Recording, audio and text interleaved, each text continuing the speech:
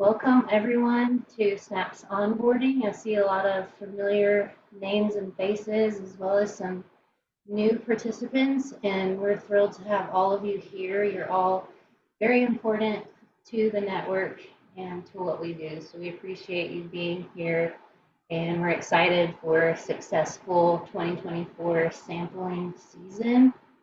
My name is Aubrey Hill, and I'm from Tennessee Tech University. I'm one of the co-leads of SNAPS, and also joining me today is Dan Greer from the USGS National Wildlife Health Center. He's our other co-lead.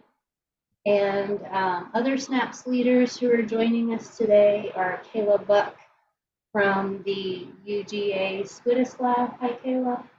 And Megan Winsler, who is also with Dan at the National Wildlife Health Center. Kayla and Megan are our coordinators for participants. They help run our diagnostics labs. We have 2 now, which is great. So they are integral parts of SNAPS, and you'll be hearing from them before and after you go on your trips. So I'd like to go ahead and share my screen, and we can do more formal introductions here in just a minute when we do breakout rooms for our agenda for today. Is everybody seeing my screen okay? Agenda for today, we're going to do great breakout rooms. I think since we have about 20-25 people, we'll just automatically assign people to one of 3 breakout rooms. And the plan is we will spend about a minute per person just introducing yourself, name, institution, pronouns, and your plan for SNAPS participation this year. Then we'll reconvene as a whole group, and SNAPS leaders will go over what is SNAPS, how does it fit into the BSAL task force structure, and how does it work? How does a sampling trip work, and what does it look like? Where can I find resources and get the answers that I need to lead my sampling trip? Okay, so we'll spend, it may not take all of 10 minutes, but hopefully no more than 10 minutes for our breakout rooms for everybody to meet each other, and then we'll reconvene as a whole group, okay? So I'm going to go ahead and automatically assign you to one of 3, so we'll have 8 people per group, which is good. And we'll see you shortly.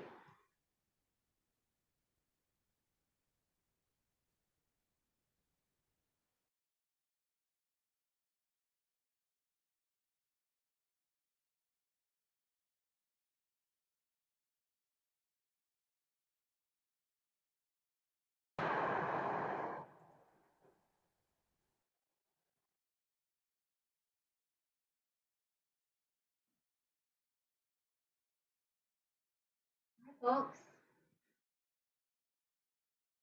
good to have you here. I've already introduced myself, so I am excited to meet you all. Whoever would like to jump in there first. Hey, Allie, I recognize you. You're a Tennessee Tech graduate. It's good to see you. Yeah, you too. Yeah, I was really excited to see your name on the participant list. Yeah, this is awesome. Yeah, it's good to see you. I can introduce myself first. Okay, great. My name is Allie Littmer. I'm currently a postdoc at Ohio Wesleyan University. And so I'm teaching herpetology, and we're hoping to do field work and cover boards and stuff. So I thought we could use SNAPS in kind of conjunction with our field outing. So, yeah. Awesome. Great to have you, Allie. All right. Who's up next? I can go. Hi, I'm Allison Falcone. I am a veterinarian and faculty scientist at the University of Vermont.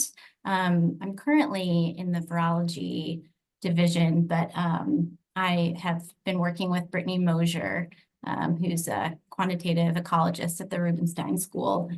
So I came to one of her talks and wanted to get involved.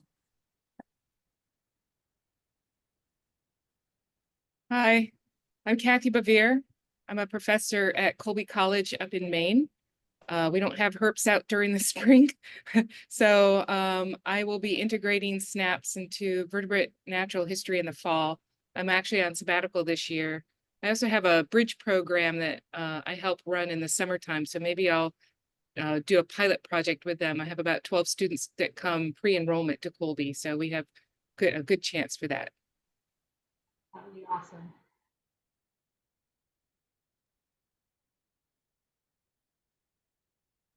I can go if you can hear me okay. Scott Rush, I'm faculty at Mississippi State University. I teach herpetology here. Used to just teach it in the spring, but now class sizes have increased. So teaching it in spring and fall, 20 students each. And then I just got word today that starting in the fall, we'll be probably moving up to 35 students per time. So ever increasing, but looking forward to incorporating the program.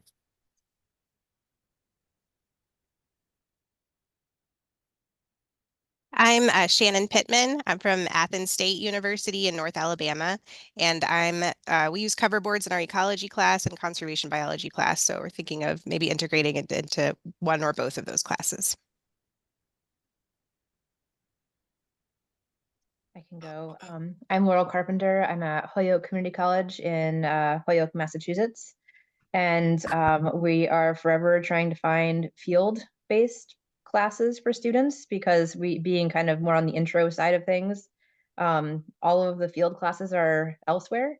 And so we do a lot of service-based learning. And so this project fits really well with, at very least, my spring class, which is right around like the vernal pool season here. And yeah, hoping to incorporate it in the spring, but maybe in the fall as well. I'm Brad Carlson. I'm at Wabash College in Indiana, and I'm planning to incorporate this towards the end of this current semester into a class called Advanced Ecology that just surveys a lot of different topics in ecology and develops a lot of field skills. I'll wrap this up, Aubrey, because I think I'm the last. I'm Kayla Garrett. I am a research professional with the Southeastern Cooperative Wildlife Disease Study at the University of Georgia's College of Vet Med. And I am one of the 2 people that process the samples as you collect them. So we appreciate y'all collecting them and doing a good job sending them back to us. Yeah, it definitely takes a village. This network is growing, and I'm super excited to report that this year we have the highest number of participants signed up than ever before. And our network is only 3.5 years old or so. So it's great to see it expanding across not just the US, but we have partners in Canada, in 7 provinces of Canada, and in Mexico as well. We have a couple of snappers down there. So it's just really great to see a diversity of institution types, and also within different types of schools. We have high schoolers now doing it, and community colleges, which is great because we want to diversify our network demographically too in terms of our participants. So it's wonderful to have all of you, and thank you so much for being a part of SNAPS. All right, I am going to, unless anyone else has a last minute tidbit to add, I'm going to go ahead and close our breakout rooms, and we can jump back into the large room. Okay.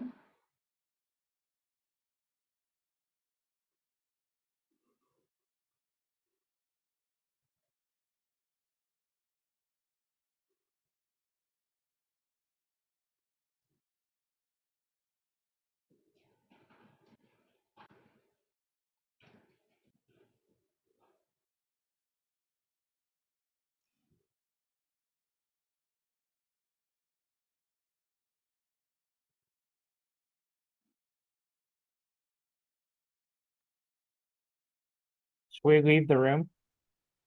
You can leave the room. Yeah, I just gave everyone a heads up that I'll be closing in about 30 seconds. Okay. Didn't want to cut anyone off. Right.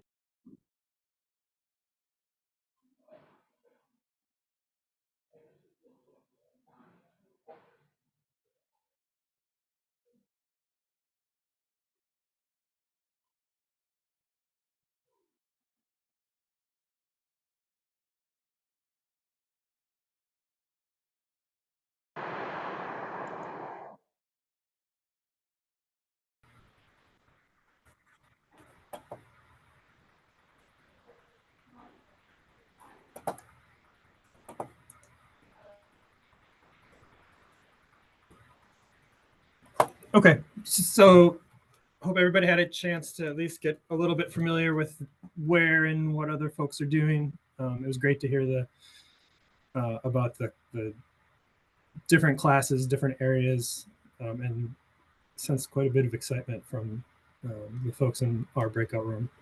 So that's great.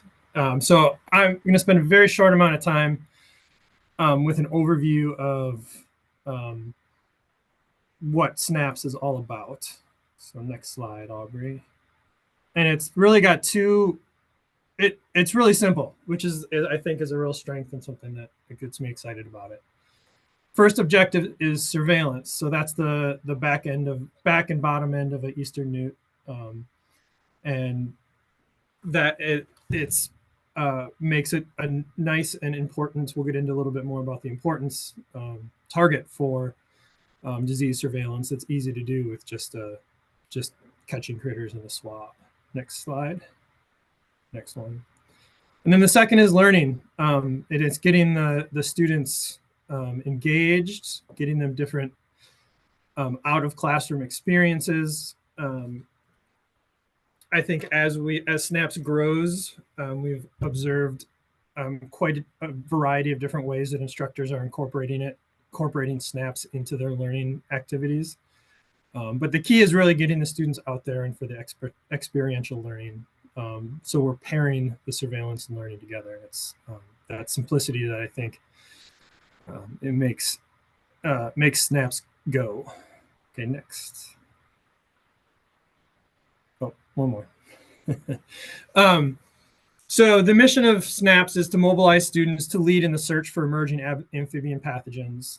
Currently, our focus is on the exotic, not yet detected in North America, pathogenic fungus B-Sal, but we've left it very, very broad in terms of amphibian pathogens and incorporating surveillance. So we're very open to different ideas and different pathogens and health that might be of interest to different instructors as we grow.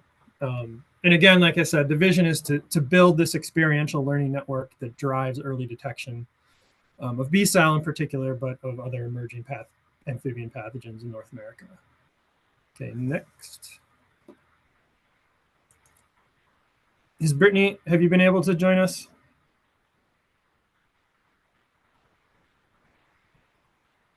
Okay, go back, Aubrey, and I'll go over the B-Sal stuff. So one of our participants, who's faculty at the University of Vermont, Brittany, may be able to join us later. I think she was coming from lecture. She's currently the lead of the North American B-Sal Task Force, and that's an interagency group that was put together when B-Sal was first identified devastating European salamanders about 10 years ago. So the task force is made up of state, federal agencies, non-governmental conservation groups, academics, zoos, and the pet trade, and is run by a number of working groups, which SNAPS is a major activity of the surveillance and monitoring working group. But others include diagnostics, data management, building response plans, research, clean trade, and communication, and decision science. Okay, next. Oh, yep, that's where we are. So we sit in the surveillance and monitoring working group. And we'll have just a little bit of sort of a message ask if anybody's particularly interested in the surveillance monitoring or B-Sal parts of it. There'll be some opportunities to get involved beyond SNAPS as well. Next slide. So SNAPS is run through a steering committee that includes members of the surveillance and monitoring working group. So we have rotating positions to lead the group. Currently, that's Aubrey, who's in her second year of doing this, and me, who's joining for the first year. And then SNAPS, although I'm not sure, I think all of everybody here is from the United States. We're really trying to build a North American network. So it includes a parallel SNAPS Canada that's funded through Climate and Environment Canada. Excellent, there's someone from Canada. And as well as 2 faculty from Mexico who are working to build a SNAPS Mexico network, as well as several government and academics who help make the decisions and run and guide the growth of SNAPS. So next. So again, the goals are to establish a wide-ranging and ongoing and coordinating B-cell surveillance program. One of the challenges we've identified in doing surveillance for a amphibian pathogen, and especially one that hasn't been detected or hasn't caused any problems yet, is that support from agency support is difficult to come by. And while right now we hope and we're focusing on surveillance before it arrives, part of the surveillance and monitoring working group will also include plans for monitoring if and once it arrives. Another part of what how SNAPS integrates with the surveillance and monitoring working group is to coordinate the dissemination of B-cell surveillance results, and we'll explain how the SNAPS program achieves that later. And then the reason that I think just about everybody is here and that I'm particularly excited about this, because I don't have any kind of teaching responsibilities in my job as a government scientist, is to provide a diversity of students with engaging course-based learning and research experience. And so you'll see throughout the presentation, we've collected a nice assortment of class photos that helps motivate me. Okay, next, Aubrey. So where we are currently is we have this network established, and we're aiming to grow. So if you haven't found it already, we have a website with a lot of information on it that's public facing at snaps.amphibiandiseases.org. That's helped support through the University of California, Berkeley's Natural History Museum and AmphibiaWeb.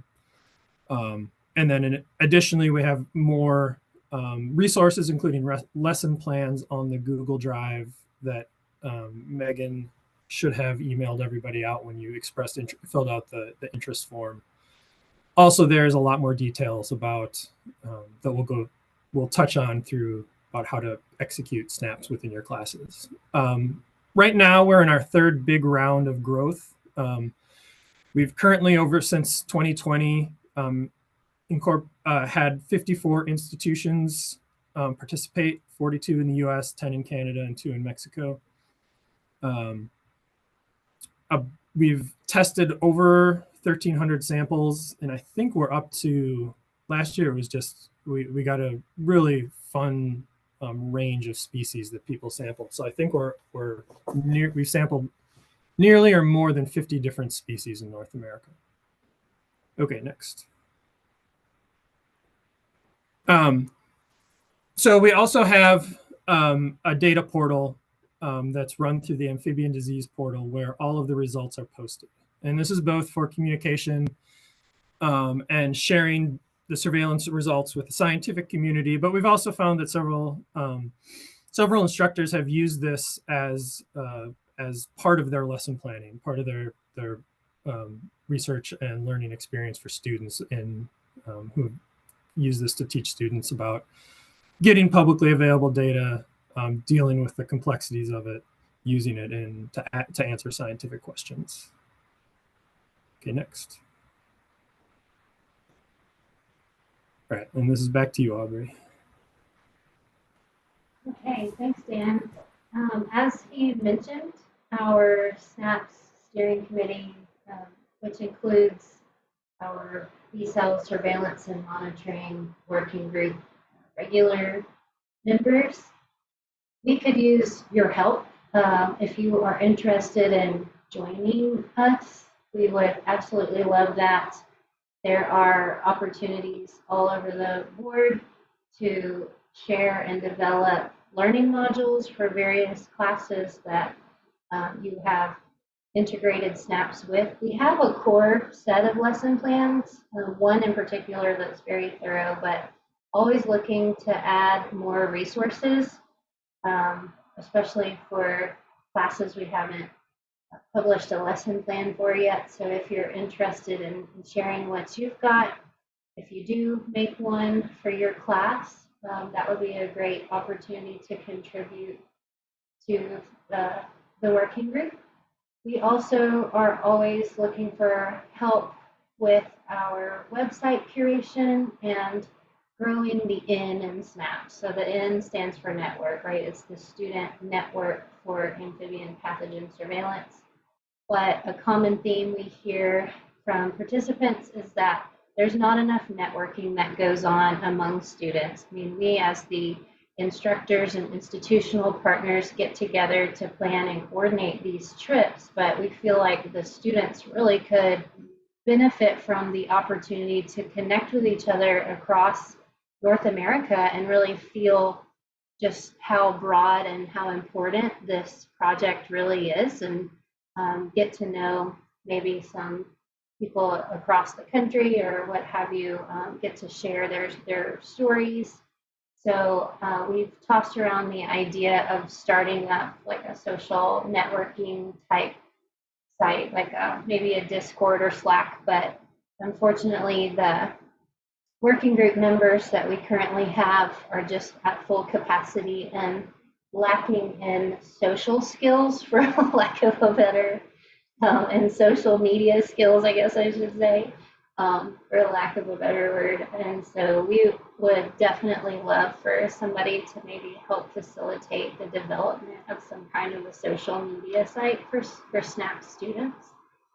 And then, of course, grant writing is always a need. We have our funding base for supporting partners long term is limited. I mean, it's sizable and has supported growth over several years, which is wonderful. But of course, we would love to grow more, and so we're always looking for good grant opportunities, and we submit grant proposals periodically. So especially those two highlighted portions of this slide are kind of our biggest needs. But again, if those are not in your wheelhouse, just having somebody on the working group, somebody new to join us would be wonderful. So we meet once a month and communicate through email, and it's definitely something that I've enjoyed being a part of. So at the end of the slideshow, we'll share our contact info, and we invite you to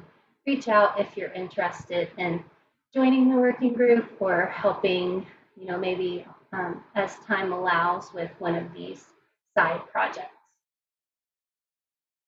Okay, so the next step on the agenda is to run through what a SNAPS trip looks like, how we coordinate it, how we prepare for it, how we go out and do it, and send samples in for processing, as well as the student learning assessment component, if you should choose to incorporate that in your undergraduate or even high school, I guess, curriculum. So I'm going to share a pre-recorded video that one of our working group members, Sasha, created for us, and it's available in the SNAPS handbook.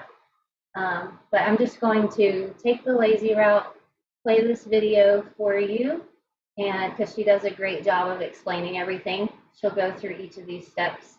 And then at the end, Dan and I will follow up with some points that we would like to reiterate or describe in a little more detail, I guess. So let me go ahead and play. If anyone has issues with the audio, please let me know in the chat, okay?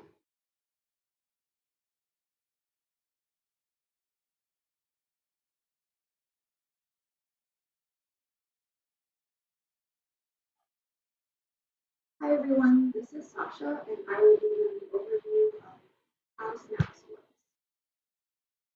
So one of your best resources is going to be the SNAPS handbook, which is a Google Drive folder that you should all have a link to, and then we'll be sure to send around the link again after the meeting. A good place to start before field sampling is the onboarding checklist. This will take you through all of the permits that you will need for sampling, as well as the learning assessment, getting your sampling supplies shipped to you, and also point you to a bunch of handy documents that we will go over in more detail later. Also, before field sampling, be sure to check out the lesson plan. So sorry, I just saw that the audio is not working. Sorry. Is it too quiet or it's not coming through at all? I think it's just not, I think you haven't clicked the share audio. So it's like going through your computer and we can hear it, but it's really, really muted. Okay.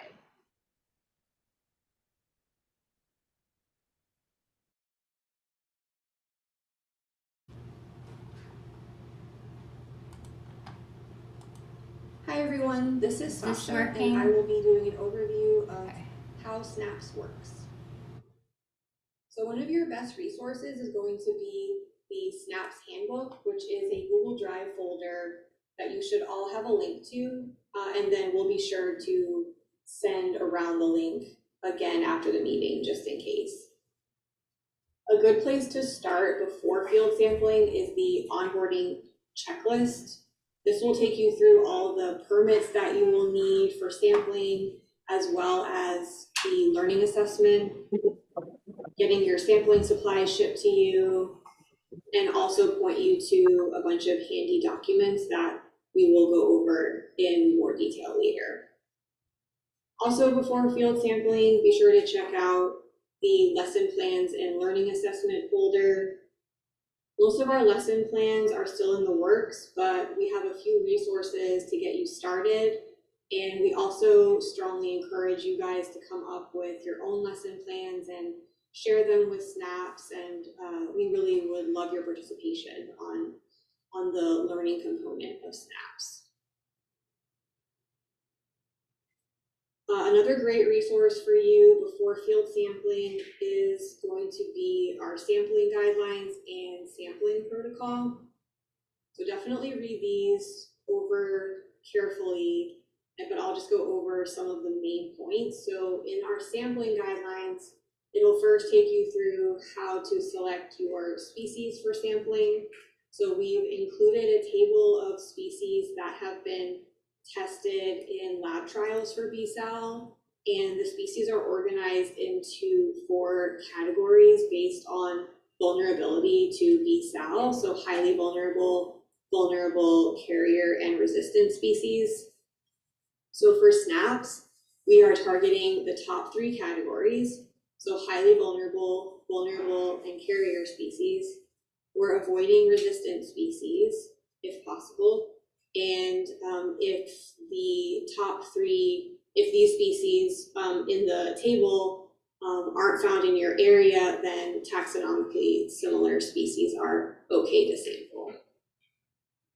We also included a smaller table of species that we think are the most appropriate for student sampling because they are typically found in high abundance and easy to find in regions throughout North America. So definitely check that out for some guidance. Also in the sampling guidelines, you'll find some tips on how to select your sampling sites. So for the purposes of SNAPS, we define site as an area with uniform habitat characteristics. So when you choose your sites, we are targeting areas with high numbers of animals in the highest B-cell vulnerability categories, and we're prioritizing areas with high levels of human activity over more remote sites. For your sample sizes, we currently have funding for each institution to sample 2 species 20 individuals of each species for a total of 40 individuals, but smaller sample sizes are still valuable if you aren't able to find 20 individuals of one species. The field sampling kit that you will receive from us will include swabs, tubes for your swabs, labels for your tubes, return shipping information and label, as well as an insulated box and an ice pack for shipping your samples back to us. Just a quick note on labeling your tubes, because it can be a little bit tricky at first. So when you go out sampling, you're going to be collecting 2 swabs for each individual animal. So you'll find that on the labels sheet, the stickers that will go on your tubes, there are 2 sets of labels with identical numbers, one with a red marker line through it and one without. So you will use the small circular and small rectangular sticker for your first tube. You'll use the larger rectangular label for your data sheet, and then you'll use the second set of labels for your duplicate sample tube. So after you've labeled all of your tubes for each individual animal, you'll find that you have some extra stickers on your label sheet, and those are fine to discard. And you also don't have to label your samples in consecutive number order. They can go in any order. We've also included several swabbing tutorials in the sampling guidelines and protocol that you can check out to go over our swabbing protocol. And then within the SNAP sampling protocol document, this will give you a list of materials that you'll need to bring out with you to sample. These are common field materials that you're likely to have in your lab already. It'll also go over the swabbing protocol. It'll go over how to collect your field control swab, what to do if you see sick or dead amphibians out in the field. It'll have a hygiene protocol for decontaminating your field equipment, and also sample shipment information. So after you finish sampling, you want to make sure that you do your post-sampling learning assessment with your students. And then for mailing your samples back to us, definitely see the protocol document for all the specific information, but just to go over the main points. In most cases, you will send back both of your duplicate sets of swabs, and Dan will go over this in more detail later. We ask that you organize your samples by site in plastic bags or in sample boxes within plastic bags. We ask that you include copies of your data sheets in your shipment, notify the National Wildlife Health Center before shipment, and the contact information will be in the protocol. And then we ask you to ship Monday through Wednesday so that your samples will arrive before the weekend. You'll also need to transfer your data from your hard copy data sheets to a spreadsheet that you'll find in the data sheets folder. And you'll email that spreadsheet to us at the time of shipment.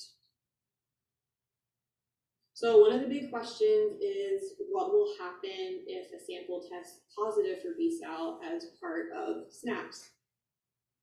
So in the rules and policies folder of the handbook, you'll find a document that goes over a plan for this scenario. So this plan was based on the BSAL strategic plan rapid response template. And it'll explain that in the case of a positive sample, a core response team will be assembled, and this will include the SNAP steering committee, some members of the BSAL task force, and other people who are going to be most knowledgeable in this scenario. And they will come up with plan for confirming the detection. If the sample tested positive at your site, then we would ask you to help in confirming the detection. And Dan can go over this in a little bit more detail later. The core response team will also come up with a containment and response plan, as well as a data release plan. So if the positive sample was found at your institution, then we would invite you to lead a manuscript to publish that finding. We ask for a 2-month timeline on the manuscript. And we also ask you to let us know of other authors from your lab that would be on that manuscript. Like if you had a graduate student or something like that that helped you over multiple years with SNAPs. So just wanted to let you all know that we are all here to help answer any additional questions that you might have. We also have an FAQ section of the website that you can check out, and just let us know if you need any help. Thanks a lot and have fun.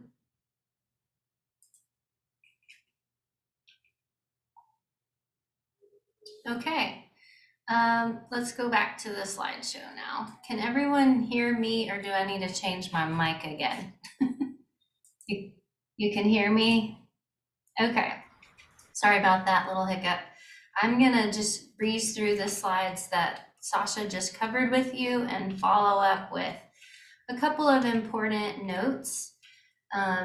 Mainly that we now have a second diagnostics lab. So she mentioned the National Wildlife Health Center, where Dan and Megan are, and they have been like the backbone of SNAP since the beginning. But now we have a second backbone, SCWDS at UGA. So Kayla Garrett, and then her PI's name is Mike Yabsley. So many of you who are here today will be supported by Kayla and Mike at SCWDS, and your samples will be processed at their lab. So I'm going to show you some more information about that here. So you will be contacted by the appropriate lab. Whichever one is sponsoring you this year has probably already been in contact with you via email to let you know, to ask you about IACUC and supplies and when you need those shipped, and to give you shipping info.